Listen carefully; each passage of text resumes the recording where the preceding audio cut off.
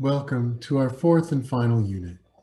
Units 1, 2, and 3 of this course focused on the concepts underlying designing authentic assessments for online learning, including being sensitive to cultural and human diversity. We've discussed how authentic assessments can positively impact academic integrity, and in almost every way, authentic assessments have been portrayed as an unqualified good. In this unit, things get a little messy. Unit 4 presents, through readings and videos, some of those issues and their implications for learners, policymakers, administrators, and instructors. Unit 4 also provides an opportunity to pull all the learnings together into an action plan for how to create and support the development of authentic assessments. I've worked to begin every video by grounding it in the 9 principles of good practice in assessing student learning. We haven't and won't cover all of the principles, but I think that this one is of great importance because it talks about the essentially political nature of assessment in higher education. So far, I've argued for authentic assessments because they're good pedagogy, but there is also a compelling public stake in education, and our assessment activities are essentially political acts. There's a personal and public obligation to improve, but this improvement takes place within larger systems and structures.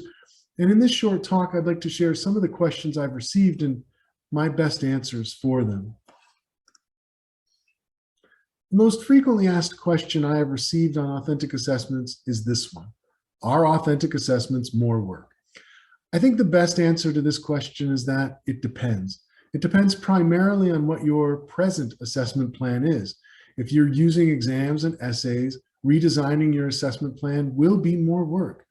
Designing authentic assessments can be fun and creative work, but it's still work. And yes, authentic assessments can take much more time.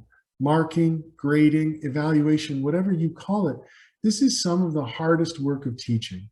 Some institutions who have required instructors to move to alternative assessments during the pandemic period have experienced faculty resistance because of the increase in the amount of work involved.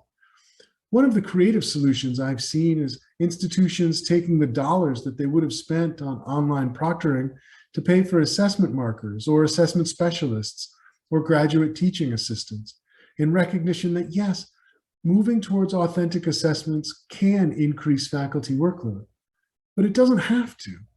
I teach a graduate course at the University of Alberta that regularly enrolls 40 to 60 students, so I consider this a fairly large online graduate course. The only way I can grade it is by using large, complex, authentic assessments. Each project takes about an hour and a half to review and mark, but with 60 students working in groups of 4, I have about 15 projects to grade, not 60. I would say that using authentic assessments, in my case, saves time. But time is something that we need to be very sensitive to, especially for part-time instructors. The next question I get is, should authentic assessments be cognitively complex? I'd like to start by returning to that idea of constructive alignment. The task should be as complex as the learning outcome demands. A variant of this question is, how authentic can my assessments be in introductory courses that are heavy on recall and comprehension? These are hard challenges, no doubt, but I would also recommend revisiting the goals of the final exam and perhaps doing something fairly simple, such as introducing a 2-stage exam where students need to explain and justify their answers to other students. But the second way I would answer this question is by stating that the types of assessment that can be easily done are exactly the types of tasks that are likely to be replaced by automation in the future. So in general, it is better to move in the direction of cognitive complexity. As Kai-Fu Lee has suggested, the human jobs remaining in the future will be those where creativity, compassion, and strategy play a larger and more important role. Creativity, compassion, and strategy are complex human tasks. The next question is a very hard one. What is your opinion about the degree of subjectivity in authentic assessments? I'd like to approach this one by first returning to the 9 principles of good practice in assessing student learning. Where questions about educational mission and values are skipped over, Assessment threatens to be an exercise in measuring what's easy rather than a process of improving what we really care about. We don't want to measure what's easy, but measuring what's hard can be difficult. In the Community of Inquiry's triad approach to assessment, they suggest using a mixture of self, peer, and expert assessment. Self-assessment can be very valuable. How did I perform and what would I have done differently? Peer assessment has been proven to be very effective in several contexts, especially writing. And involving peer experts is a great way to reduce the impact of the subjective bias of the instructor. I would like to challenge this question by stating that assessment is always intersubjective. It is never purely subjective or purely objective. Which of course leads to the next question. Is it a must to have a properly developed rubric for authentic assessments? Short answer for this is yes. Returning to the 5-dimensional framework for authentic assessments, it's important to have criteria and standards. In the real world, we are often given performance standards that we have to achieve, and we know what those are. It's important for students. It's important for students to have a target and to know what they're shooting for.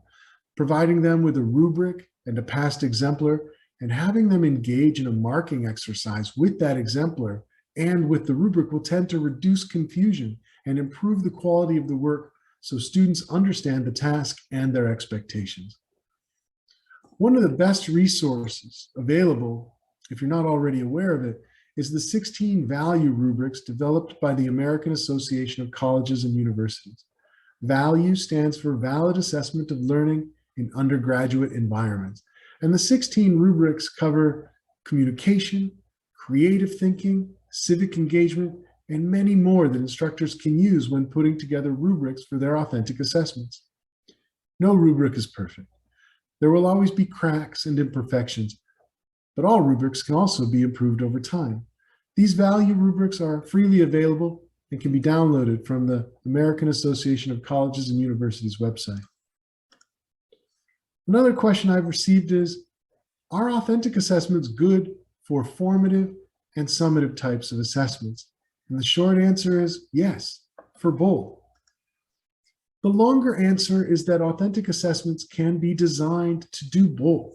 If we understand formative assessment to be ungraded feedback, primarily to check in and make sure students are getting the material for the purpose of improvement, then students could hand in low-stakes drafts of work for instructors to audit and provide feedback, or ask students to complete a self-assessment or a peer assessment on the work that's been done to date.